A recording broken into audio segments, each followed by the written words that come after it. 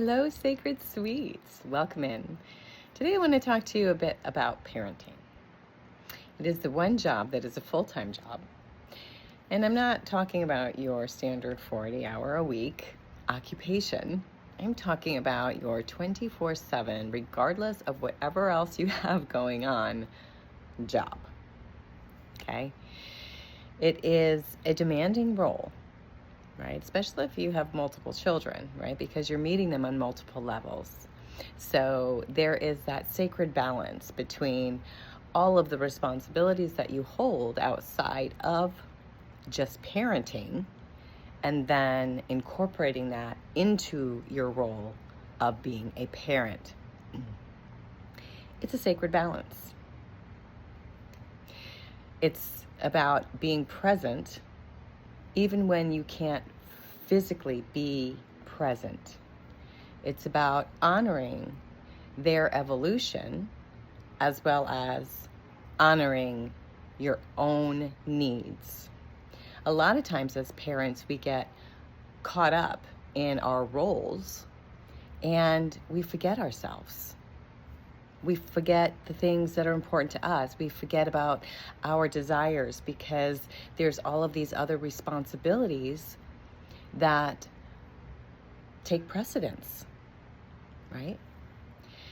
So the balance between being present with your children, guiding them to be the best versions of themselves, also honoring the exchange, because not only are we feeding into them, but they're also feeding into us if we allow ourselves to be open to that exchange, right?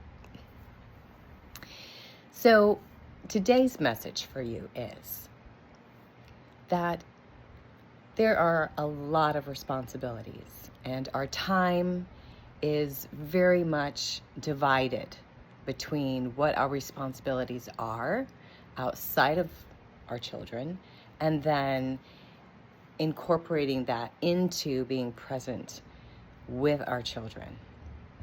So remembering to honor ourselves, remembering that even with everything else going on, we still have the divine right to remember our own desires, our own needs, okay? So that is actually an example also to our children, because we're teaching them that yes, they are very important in the equation, right? But also, so are we. And so as they grow and eventually become parents themselves, they're not dismissing those things that are important to them, right? Because they saw you modeling that you took time for you too. And that goes into sacred boundaries as well. But we'll talk about that another time. In closing, remember you, because forgetting who you are and the things that you like, the things you enjoy, and the things that you need,